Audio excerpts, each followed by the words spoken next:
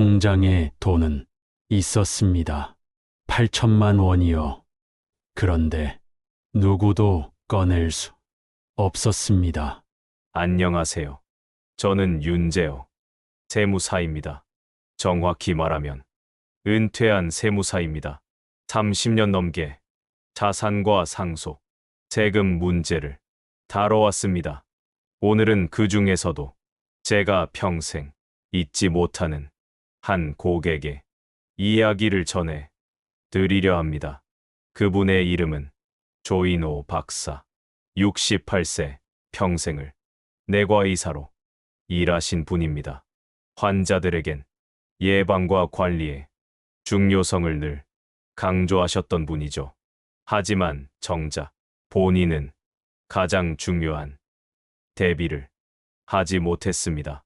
조 박사님은 가정에서 경제권을 아내에게 완전히 맡겼습니다.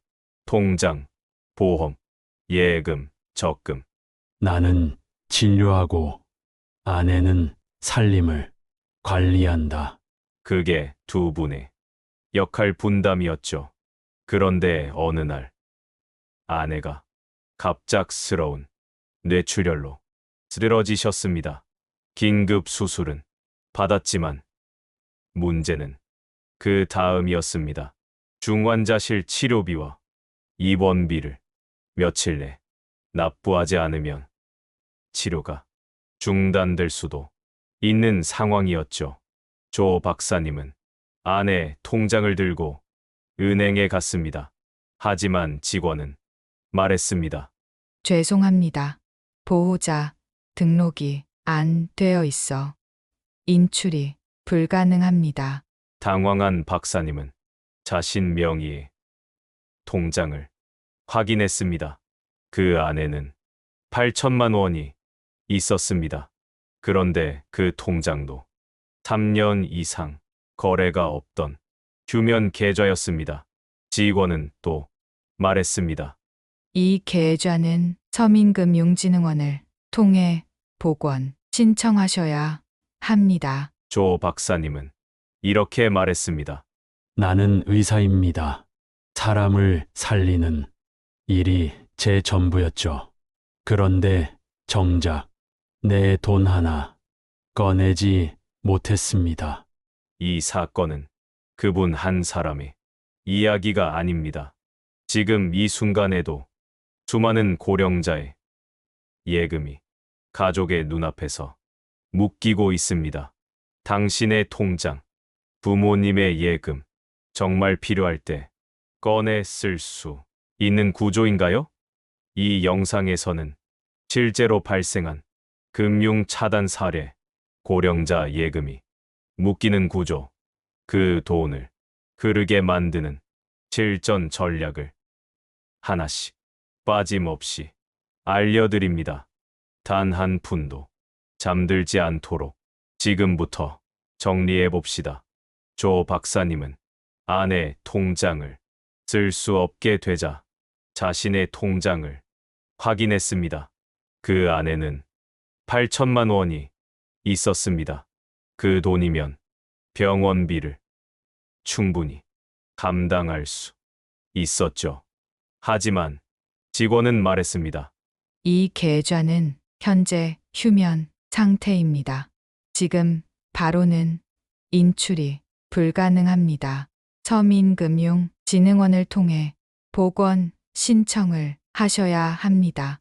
조 박사님은 믿을 수 없다는 표정으로 되물었습니다. 제 통장인데 왜 못 꺼냅니까? 직원은 담담하게 답했습니다. 1년 이상 거래가 없고 만기일도 지난 상태입니다. 금융사 규정에 따라 자동으로 휴면 처리된 겁니다. 본인 확인 후 절차를 거쳐야 복원이 됩니다. 조 박사님은 당황하셨습니다. 병원비가 급했고 지금 당장 그 돈이 필요했기 때문입니다. 하지만 은행에서는 불가능했습니다. 본인 계좌인데도 지금은 꺼낼 수 없었습니다. 그 순간 조 박사님은 무너졌다고 하셨습니다. 돈이 있는데도 쓸 수 없다는 게 이렇게 고통스러운 일인 줄 몰랐습니다. 그 돈은 결국 일주일 후에야 복원 절차를 거쳐 꺼낼 수 있었습니다. 하지만 그 사이 병원비는 다른 방법으로 충당해야 했고 그 일은 오래도록 후회로 남았습니다. 우리는 평생 돈을 모으는데 집중해 왔습니다. 하지만 이제는 다르게 생각해야 합니다. 돈은 쌓는 것이 아닙니다. 흘러야 합니다. 흐르지 않는 돈은 정작 필요할 때 쓸 수 없습니다. 그럼 어떻게 해야 돈이 멈추지 않고 흘러갈 수 있을까요? 첫 번째는 금융보호자 등록 제도입니다. 고령자일수록 자신이 건강할 때 보호자를 지정해야 합니다. 신분증을 들고 직접 은행에 가서 신청해야 합니다. 등록된 보호자는 가족 대신 상담을 하거나 서류를 확인할 수 있습니다. 하지만 인출은 불가능합니다. 자산 이동도 할 수 없습니다. 그래서 이 제도는 준비용 열쇠일 뿐 해결책은 아닙니다. 두 번째 방법, 바로 신탁입니다. 신탁은 내가 가진 돈을 내가 정한 방식대로 흐르게 만드는 계약입니다. 예를 들어 병원 진단서가 제출되면 간병비로 500만 원 지급, 매달 생활비로 100만 원 지급, 사망 후 손주 교육비로 잔액 전달. 이 모든 흐름을 내가 미리 설계해 둘 수 있습니다. 신탁은 복잡한 상속 절차를 줄이고 내 의지를 정확히 전달할 수 있게 돕습니다. 최근에는 소액도 가능합니다. 300만 원, 500만 원부터 생활비 신탁, 간병비 신탁 등 다양한 상품이 나오고 있습니다. 예금은 쌓이는 돈이지만 신탁은 흐르는 돈입니다. 내가 사라진 뒤에도 내 돈이 제대로 쓰이길 바란다면 신탁이 가장 확실한 방법입니다. 많은 분들이 유언장 하나면 충분하다고 생각합니다. 하지만 현실은 그렇지 않습니다. 법적 요건을 갖추지 못하면 그 유언장은 무효가 됩니다. 심지어 오히려 갈등의 불씨가 됩니다. 유언은 반드시 본인이 직접 자필로 써야 하고 날짜, 서명, 도장까지 명확해야 합니다.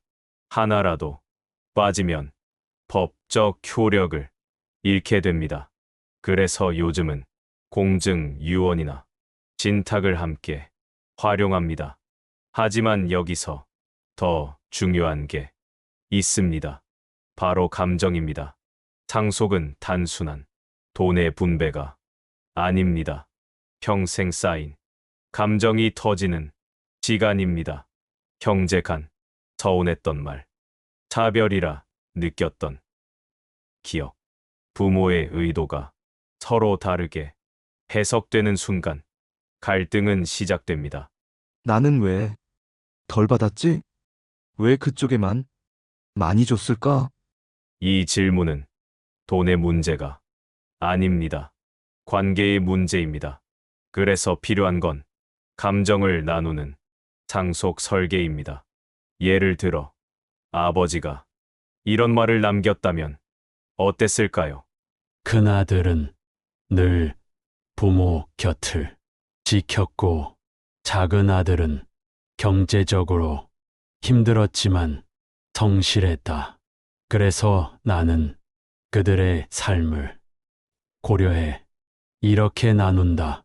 이 한 문장은 법보다 강한 이해를 남길 수 있습니다. 상속은 사람을 기준으로 설계해야 합니다. 금액이 아니라 관계와 사연이 기준이 되어야 합니다. 지금부터라도 늦지 않았습니다. 자산을 정리하고 계좌 흐름을 설계하고 신탁과 보호자 등록을 마치세요. 그리고 가족에게 말하세요. 왜 이 돈을 이렇게 쓰고 싶은지, 어떤 마음을 담았는지 지금 말로 남겨두세요. 그게 바로 돈을 흘려보내는 기술이자 사랑을 남기는 진짜 상속입니다. 당신의 통장, 정말 지금 꺼낼 수 있습니까? 사랑하는 가족에게 그 돈이 도움이 될까요? 상처가 될까요? 이 질문 앞에 준비된 사람은 후회하지 않습니다. 오늘 이야기 속 조 박사님처럼 모든 걸 잃고 나서 후회하지 않도록 지금 바로 계좌를 정리해 보세요. 신탁을 알아보시고 금융보호자 등록을 점검하세요. 흐르지 않는 돈은 결국 무용지물이 됩니다. 흘러야 삶을 지키고 사람을 살립니다. 다복 충전소는 노후의 지혜를 함께 정리합니다.